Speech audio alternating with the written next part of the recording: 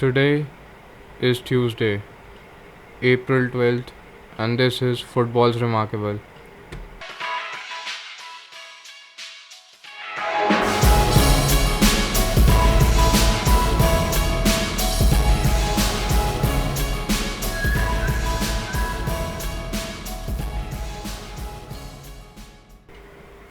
Hello and welcome to the fourth episode of this season's podcast. I am your host Devang Pandey and this is Football's Remarkable. Today, we will be talking about a remarkable player of Bayern Munich and Germany's most celebrated footballer, Franz Beckenbauer. Nicknamed Der Kaiser, he, alongside Mario Zagallo and Didier Deschamps, is the only person to win the FIFA World Cup as a player in 1974 as well as manager in 1990. But before that, some important updates from the world of football in our first segment, Football Weekend Update.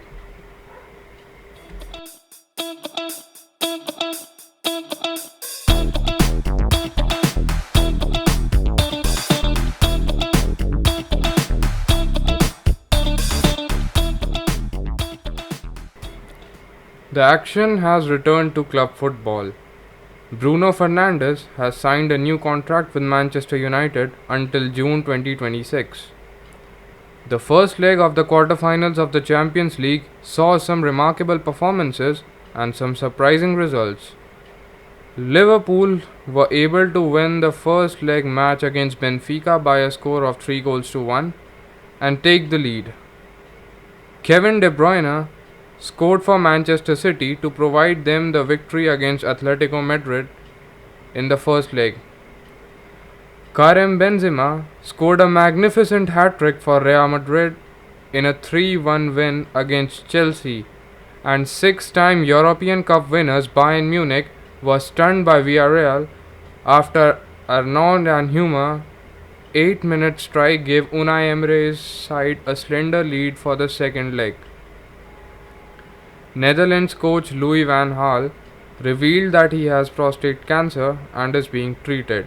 Those were some of the updates. Now let's move to our next segment, Football's Memorable.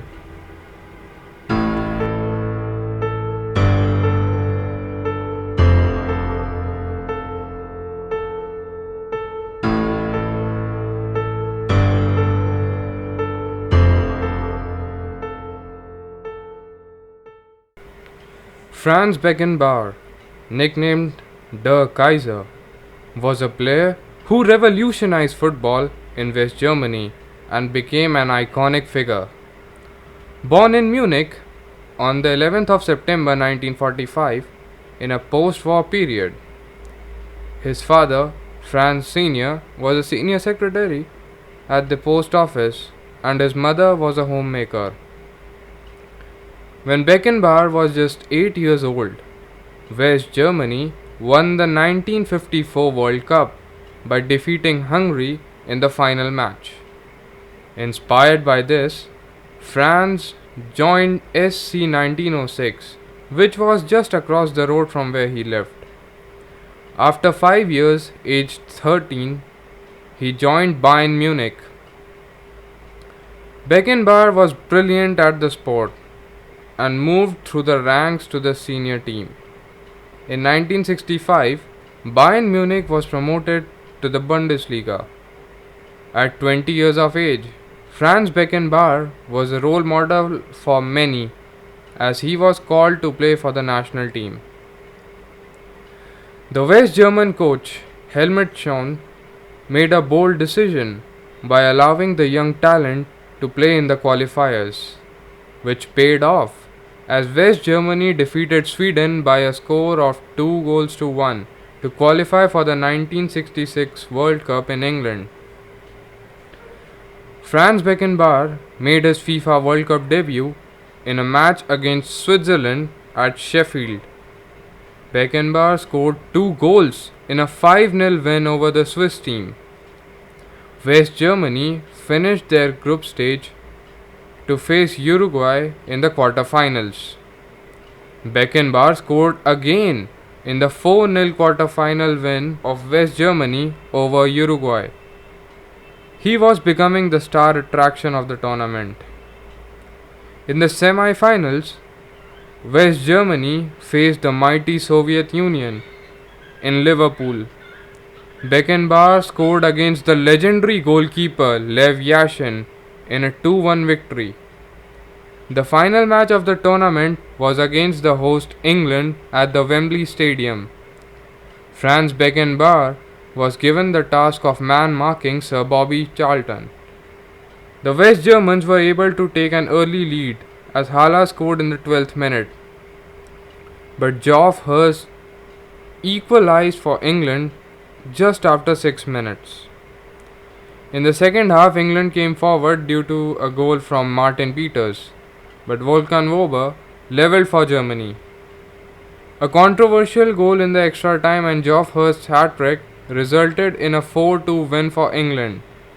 Franz Beckenbauer ended his first World Cup tournament as the runner-up.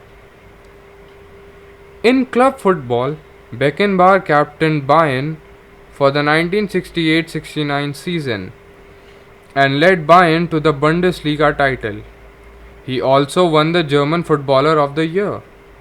He is credited for revolutionizing a defensive position in football, the libero, which focused on scoring goals and developing the game from the defense. In the 1970 FIFA World Cup in Mexico, West Germany won all their group matches due to a top-notch performance from their star striker, Der Bomber Gerd Müller. In the quarter-finals, West Germany faced England. Germany went 2-0 down, but later on, goals from Franz Beckenbauer, Uwe Seeler, and Gerd Müller saw a comeback for West Germany in a 3-2 win. The semi-finals were against Italy, and the match is still regarded as one of the best games in the history of the World Cup. Italy opened the scoring and went ahead. A few moments later, Franz Beckenbauer dislocated his shoulder after a foul from the Italian defender Pierluigi Ser. Beckenbauer refused to get substituted and continued to play with the injury, with a sling supporting his shoulder. The West German side put up a stiff competition, but the Italians won by a score of 4-3. After the 1970 World Cup, Beckenbauer became the captain of the national team. The 1972 European Championship was a turning point, as the West German team won the tournament for the first time. In the group stage of the European Championship, they were unbeaten in their group, which had teams like Poland, Turkey, and Albania. In the quarter-finals, the West German team defeated England 3-1 in the first leg at the Wembley Stadium, and the second leg ended in a goalless draw, which saw West Germany advancing to the semi-finals for the first time. West Germany defeated Belgium 2-1 in the semi-finals, and the mighty Soviet Union 3-0 in the finals to become the European champions. This was Beckenbauer's first trophy for West Germany. In club football, under Beckenbauer's captaincy, Bayern Munich won the 1971-72 season of Bundesliga and also the next two seasons, setting a new German record of winning 3 consecutive titles. In the 1974 FIFA World Cup, the host West Germany were in Group 1 along with Chile, Australia and East Germany. West Germany lost just one match in the group against their communist neighbors and won the rest to secure qualification to the second round. In the second round, they won the match against Yugoslavia by 2-0. The following match against Sweden resulted in a 4-2 victory, and in the last group match against Poland, Gerd Müller's lone goal gave the host nation a victory and secured a place in the finals. In the 1974 FIFA World Cup final, the host West Germany conceded an early goal but goals by Paul Breitner and Gerd Müller saw West Germany win the finals by a score of 2-1. The captain of the West German team, Franz Beckenbauer, lifted the brand new World Cup trophy after Brazil won the right to keep the Jules Rimet trophy in the 1970s. West Germany became the first team to win the European Championship and the World Cup simultaneously. In the club competition, Bayern Munich beat Atletico Madrid 4-0 in the European Cup final in 1974. The next year, Bayern were again the finalists and defeated Leeds United by a score of 2-0. In 1976, Bayern were in the finals for the third time in a row against Saint Etienne. Beckenbauer lifted the European Cup for the third successive time as captain of FC Bayern Munich. The 1976 European Championship was Franz Beckenbauer's last major tournament. West Germany were able to beat Yugoslavia to face Czechoslovakia in the final.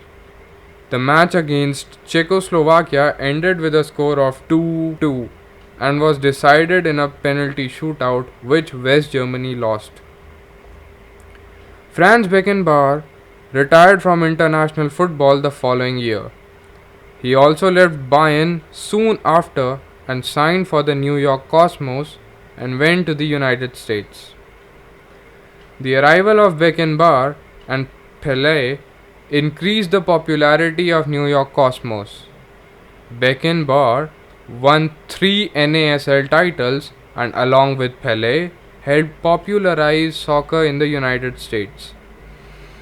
After 4 years in New York, he returned to Europe and joined the North German club Hamburg, but he was injured for 2 seasons.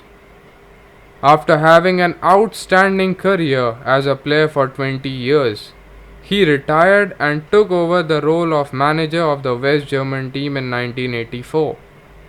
In 1990, Beckenbauer won the FIFA World Cup again as the manager when West Germany defeated Argentina in the finals. He became the second man to win FIFA World Cup as a player and a manager. That was our show. Thank you very much for listening. See you next week. Goodbye.